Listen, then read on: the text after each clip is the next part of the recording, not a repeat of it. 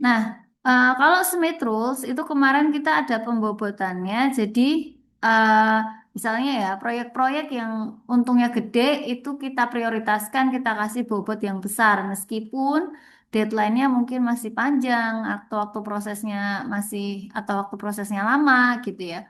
Harusnya kalau semua job itu nggak ada prioritas, harusnya kita memperhatikan waktu proses sama deadline. Tuh, makanya kemarin di Smith terus ada pembobotan. Nah, sekarang kalau di API gimana? Kalau di API nggak perlu ada pembobotan, kita lihat ya. Jadi API atau Adjacent Pairwise Interchange itu caranya sederhana ya, yaitu dengan menukarkan dua pekerjaan yang berdekatan ya.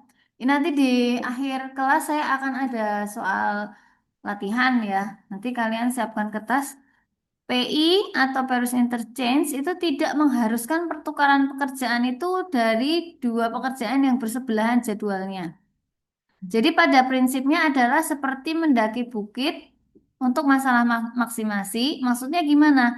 Kita mengubah solusinya sedikit demi sedikit secara bertahap untuk meningkatkan nilainya. Oke, saya coba ke langsung ke contoh kasus ya. Jadi ini contoh kasus masih pakai weighted, tapi weightednya semuanya satu. Jadi semuanya itu nggak ada priority. Semua dianggap punya kedudukan yang sama jobnya ini. Nah, diketahui ada tiga pekerjaan yang harus kita kerjakan. Dan ini kasusnya masih satu mesin ya, belum multi mesin. Jadi kita menjadwalkan untuk satu mesin siapa yang mau dikerjain duluan. Nah, kita punya data PC itu waktu proses, DJ itu due date atau kapan harus selesai. Ya, ini nggak ada papan tulis jadi saya agak susah, tapi nanti ada penggambarannya. Jadi kalau kita lihat,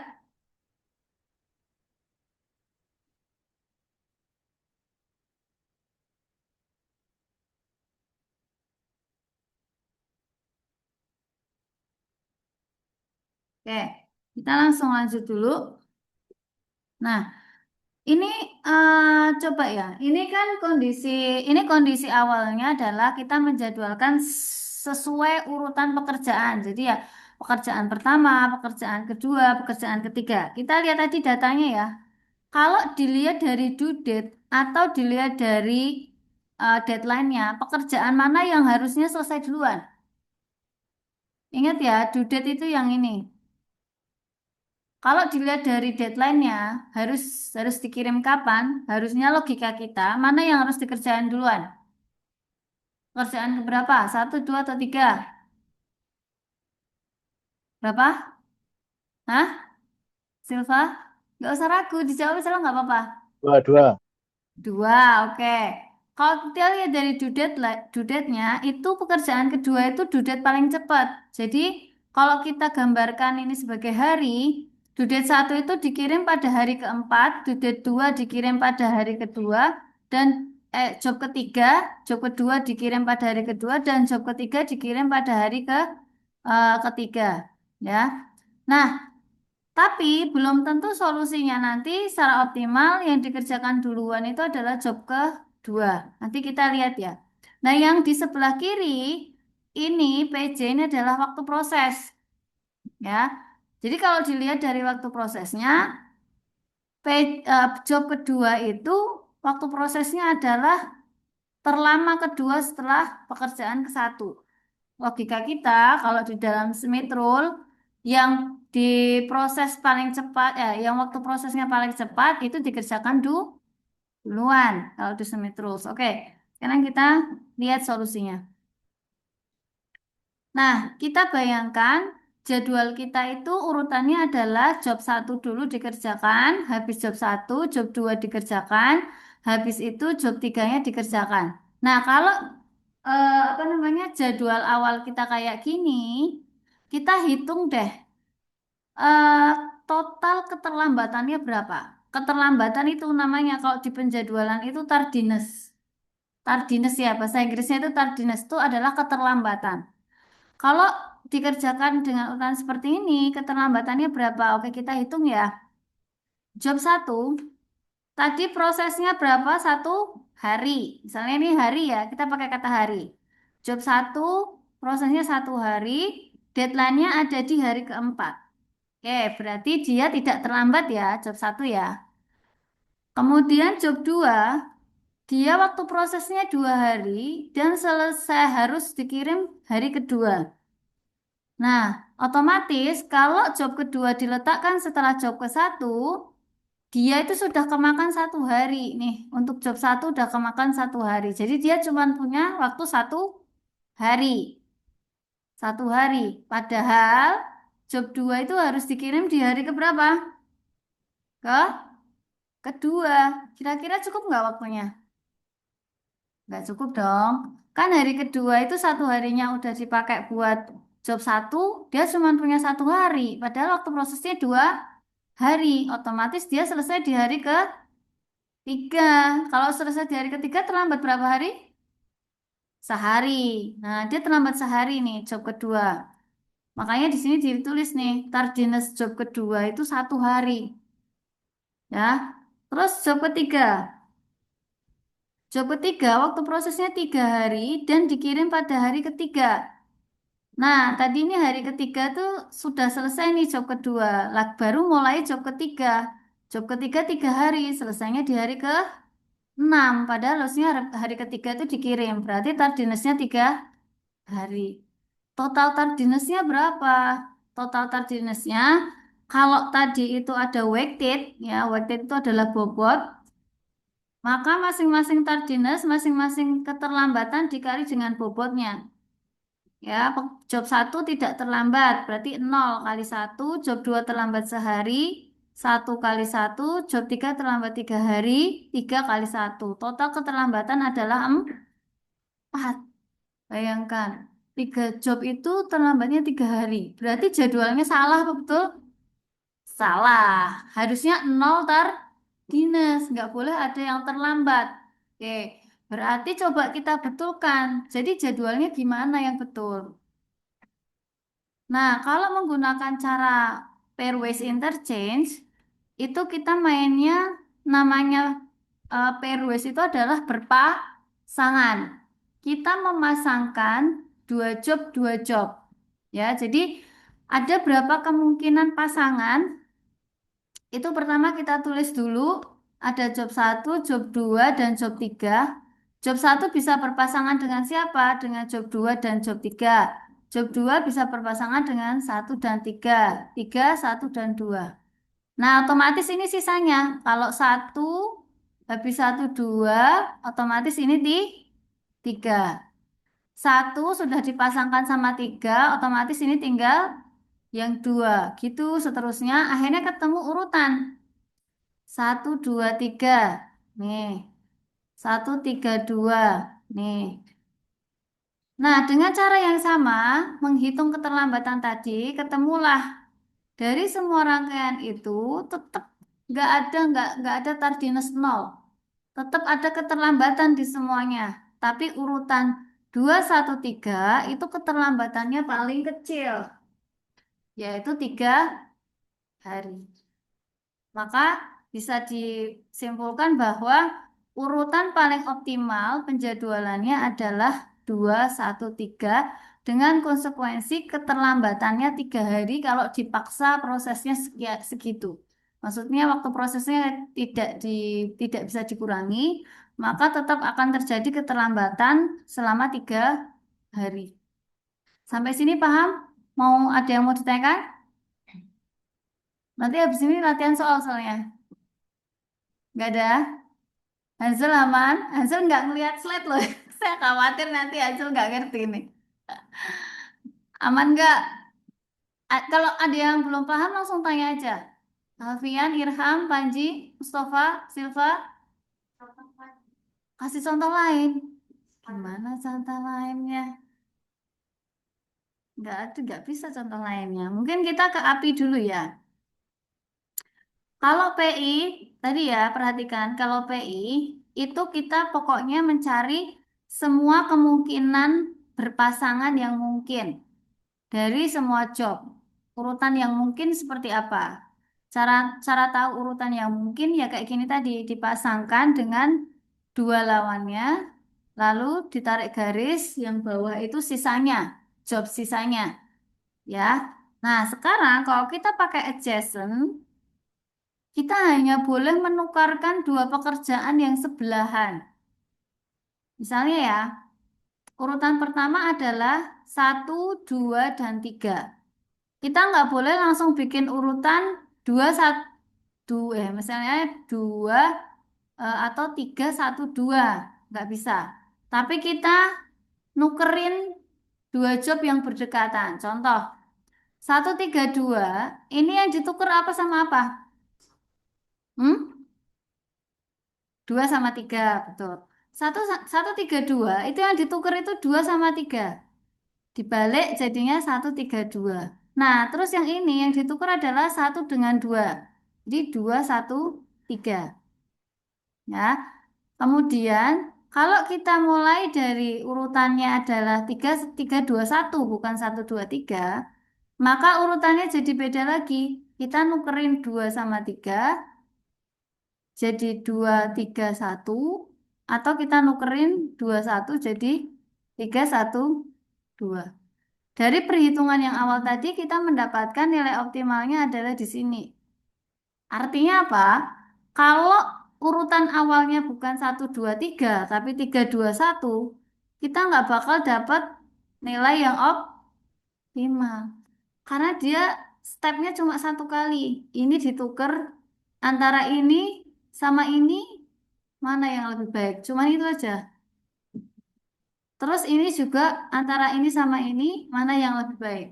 Nah, kebetulan kalau urutannya seperti satu 2 3 ini ketemu nih optimalnya. Tapi kalau urutan awalnya 3 2 1 nggak ketemu. Jadi semua tergantung urutan awal. Kalau pakai adjacent. Jadi mending pakai yang mana? API atau PI?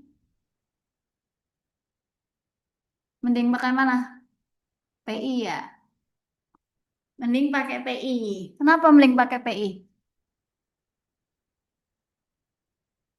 Karena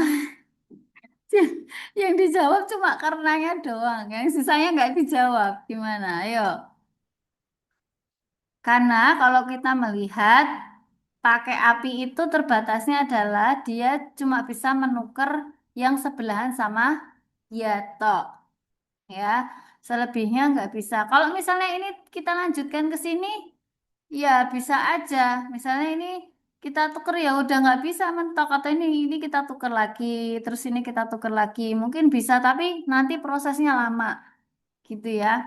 Nah, jadi kalau dilihat dari apa? Dilihat dari caranya itu mending pakai PI ya. Nah, cuman kita ngelihat lagi yang ke belakang. Ya, yang mana yang mana? Itu ditambah atau dibagi? Yang mana yang ditambah, yang mana yang dibagi? Yang sebelumnya itu ini. eh yang mana? Angka yang merah-merah itu? Bukan.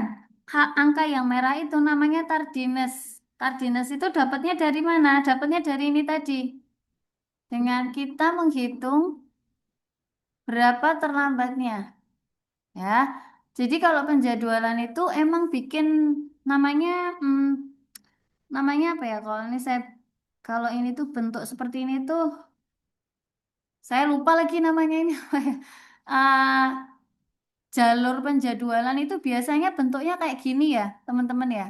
Jadi garis, kayak kita bikin manajemen proyek, garis kotak satu itu menunjukkan job. Awalnya kapan, selesainya kapan. Nanti yang kedua itu job dua, biasanya beda warna. Nah, ini warnanya dibikin sama, jadi mungkin kalian bingung ya. Tapi ini sudah ada batasnya ya, job satu, job satu sekian, job dua sekian, job tiga sekian. Cuman masing-masing punya deadline. Nah, selesainya itu hari apa, deadline-nya hari apa, itu bisa dihitung keterlambatannya berapa hari. Gitu ya.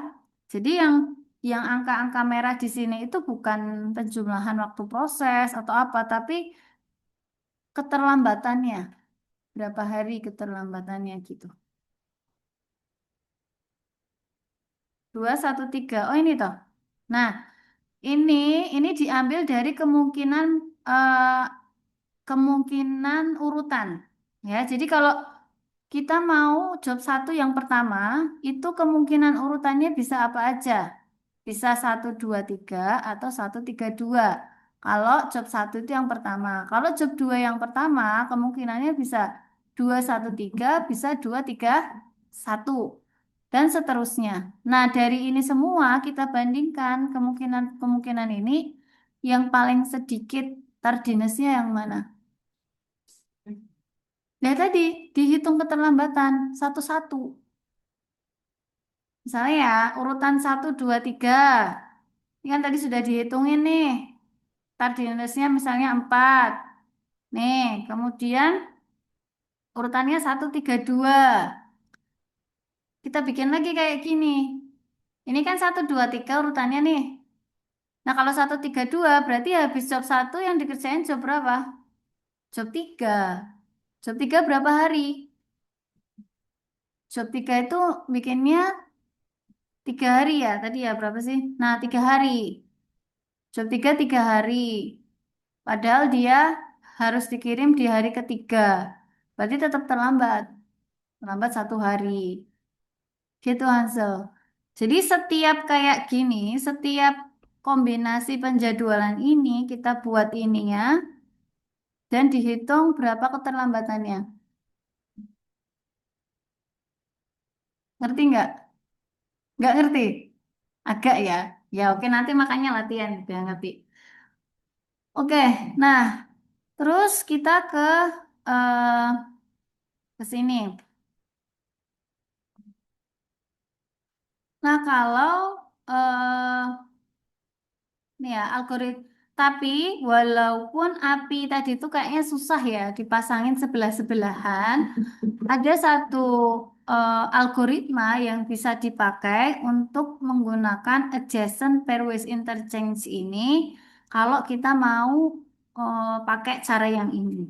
Jadi misalnya gimana?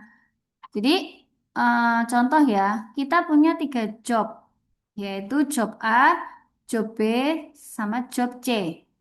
Yang dipakai di sini itu bukan tardiness ya. Tardiness tadi apa? Apa Irham tardiness? Apa tadi? Tardiness itu apa? Apa ayo? Ayo baru tak bahas lo tadi. Yang ini loh, yang ini. Ada 4, ada 5, ada 3, ada 4 yang di blok merah itu loh. Itu apa? Menunjukkan angka apa itu? Hmm? Bukan penjadwalan. Apa? Tardiness itu apa, Alfian? Apa? Apa itu? Di awal? Di awal itu yang mana? Iya, apa itu? Tardiness itu apa? Maaf, keterlambatan. Oke, benar. Jadi kalau kalau yang ini tadi, yang awal tadi, kita menggunakan indikator performansinya adalah keterlambatan. Ya, jadi kalau dia terlambatnya paling banyak, berarti dia tidak optimal. Yang optimal itu yang terlambatnya paling sedikit. Nah, kalau kita pakai tardiness, itu ciri-cirinya adalah dia main deadline. Tahu deadline-nya kapan. Nah, sekarang kalau deadline-nya semuanya sama, lama semua deadline-nya. Nggak bakalan lah kita ada tardiness gitu. Kita tetap disuruh menjadwalkan. Kira-kira apa kriteria optimalnya penjadwalan tersebut yang bisa kita pakai? Nah, ngerti kan? Oke, saya kasih tahu. Jadi kalau kita nggak pakai deadline, kita bisa menggunakan objektifnya itu adalah minimizing total flow time. Jadi flow time itu apa? Flow time itu adalah total waktu proses semua job di lantai produksi. Ya, jadi Misalnya satu mesin itu mengerjakan 3 job. Jadi mesin itu kerjanya berapa lama, berapa jam lah gitu. Dan job itu ada di lantai produksi berapa jam. Ngerti ya? Kenapa sih Bu job itu ada di lantai produksi berapa jam harus kita pertimbangkan? Misal ya gini, job satu itu selesai duluan, tapi ngirim selesai di hari kedua, tapi masih dikirim di hari ke-10. Berarti dia di lantai produksi berapa hari? Ayo, dia sudah selesai dikerjakan hari kedua, padahal masih dikirim di hari ke-10. Berarti dia di lantai produksinya berapa hari sejak diproduksi itu? 8. Nah, dia udah selesai diproduksi tapi masih ngendon, masih disimpan di lantai produksi 8 hari. Berarti inventory enggak? Inventory.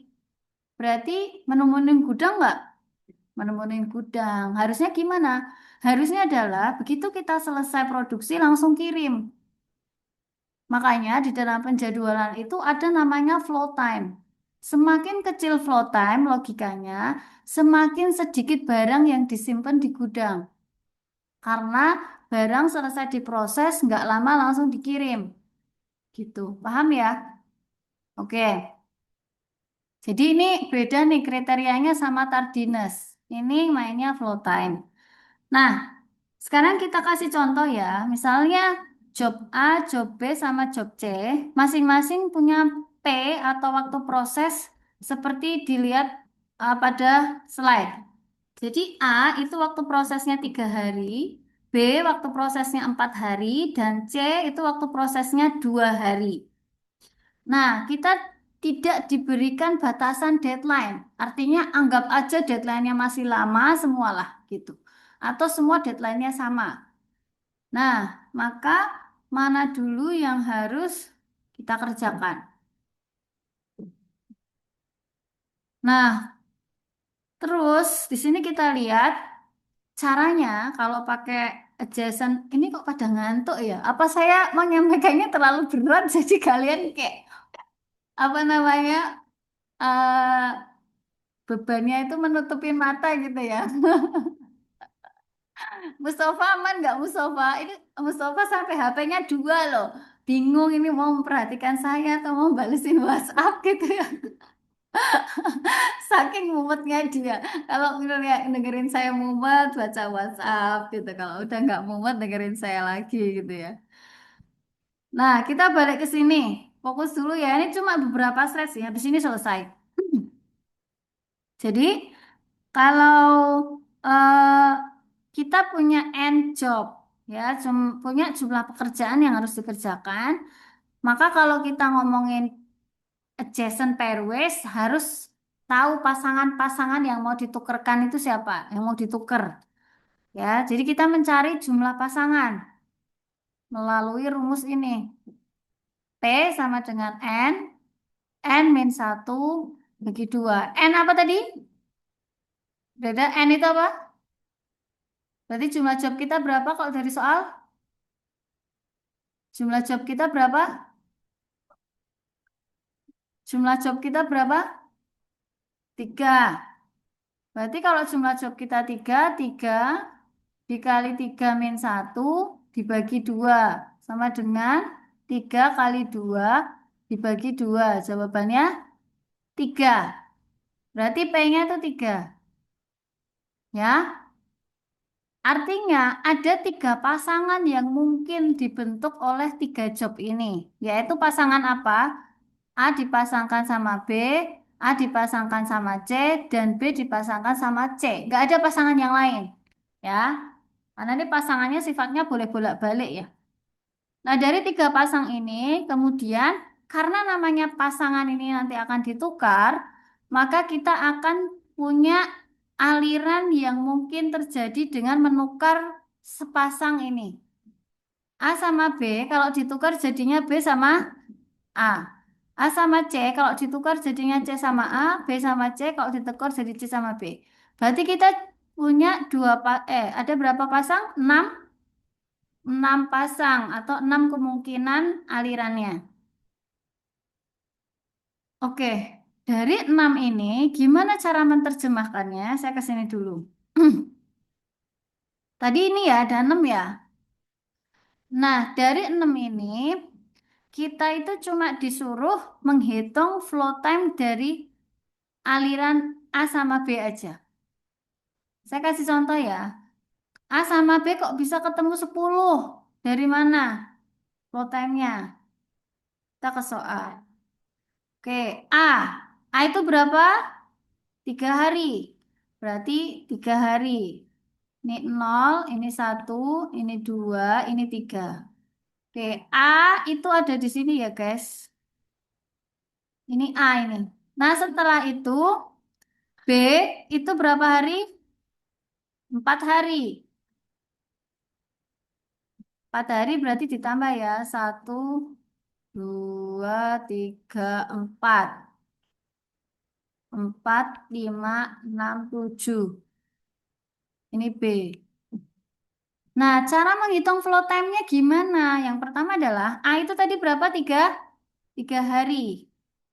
A itu 3 hari. Tapi B itu bukan 4 hari loh guys. B itu adalah 7 hari. Ini kan dia selesainya di hari ke-7. Berarti total flow time A sama B adalah 3 ditambah tuh sama dengan 10. Sudah paham kenapa yang ini hasilnya 10? Paham gak, Ansel? Lah kamu tuh nggak ngeliatin slide toh, kamu ngeliatin di bawah gimana bisa paham? Paham nggak? Kita hitung sekali lagi untuk Aceh ya. Coba yang Aceh yuk. A sama C. A 3 ya. 0, 1, 2, 3. Ini A. Sekarang C. C berapa? 2 hari. 4, 5. Ini C selesai. Sekarang flow time-nya A berapa? Berapa Silva? 3.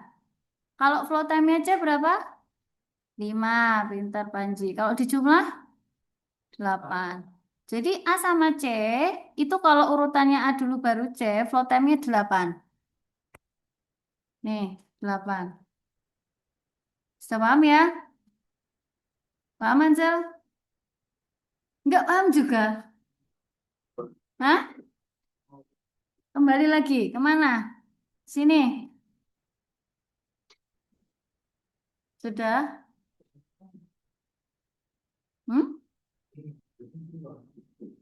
C itu selesai di hari ke-5. Kalau A di hari ke-3. Jadi A di lantai produksi 3 hari. Kalau C di lantai produksi 5 hari. Totalnya kalau A ditambah sama C berapa? Di total. Nggak bareng-bareng. Tapi dia kan awal di lantai produksi semua. Sebelum diolah. Jadi mulainya C itu bukan dari 3 tapi dari 0. Bukan bareng-bareng. Kalau bareng-bareng kan mesinnya cuma satu. Ngerjainnya satu-satu. Tapi bahan baku C itu udah ada di lantai produksi sejak hari ke-0. Makanya ngitungnya bukan dari hari ke-3 saat mau mulai diproduksi, tapi dari hari ke-0 di mana bahan baku udah di lantai produksi. Ngerti nggak? Semoga kamu ngerti ya. Nanti kita latihan soal. Nah, terus kita lihat di sini. Di sini kita lihat eh, kalau A dipasangkan sama B, itu ada dua kemungkinan ya. Kalau nggak A duluan, B duluan. Dan kalau kita lihat A duluan sama B duluan, yang paling kecil flow time-nya atau total flow time-nya adalah A duluan. Kita kita kasih tanda bintang A ya. Pada pasangan AC, kalau dibalik AC atau CA atau C duluan, kepilih 7. Berarti yang duluan adalah C. Kalau B dipasangkan sama C, ternyata lebih kecil kalau C duluan dibandingkan B. Berarti C menang lagi. Yang paling banyak menang siapa? A menang cuma sekali, C menangnya 2 kali. Berarti C ini harus kita pakai duluan. Yang paling banyak tanda bintang, dia dikerjakan duluan. Jadi urutannya ada menjadi C dulu, habis CA, habis AB. Gitu, berdasarkan algoritma ini. Bu, kalau saya mau pakai misalnya algoritma pairwise interchange, nggak ditukar-tukar, boleh nggak kayak tadi? Boleh aja. Jadi kalian bikin tiga urutan yang mungkin dari A, B, C tadi. Terus dihitung total flow time-nya semua. Gitu. Oke, ini latihan soal ya. Silakan keluarkan kertas.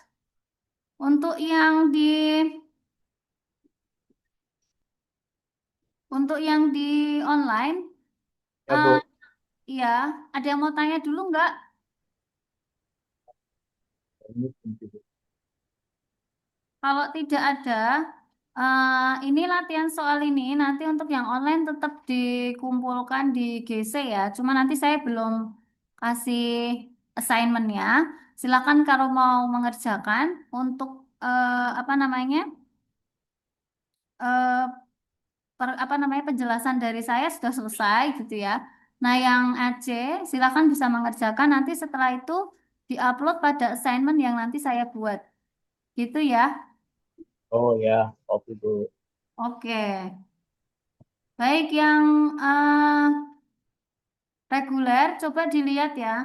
Ini ya dikumpulkan dong.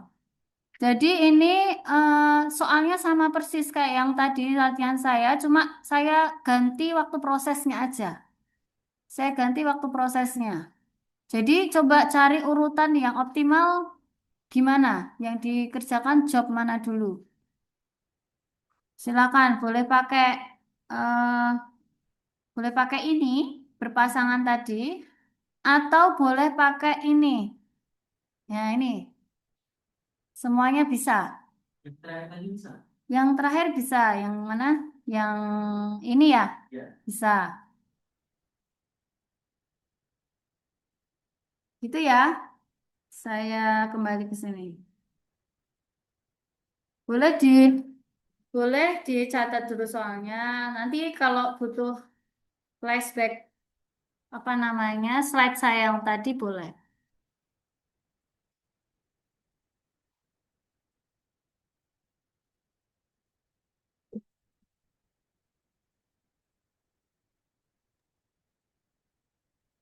Oke Bu, Ya, untuk materinya ya, berarti nanti bisa di-share di nggak Bu? iya nanti Untuk saya yang ya untuk recordnya nanti saya post di GC ya sama materinya. nanti sekalian pas, Gimana? sekalian untuk pengumpulannya. Ya, Oke. otomatis Ya. sama ini PPT-nya juga. Oh ya, terima kasih Bu. Oke, bagi yang apa namanya?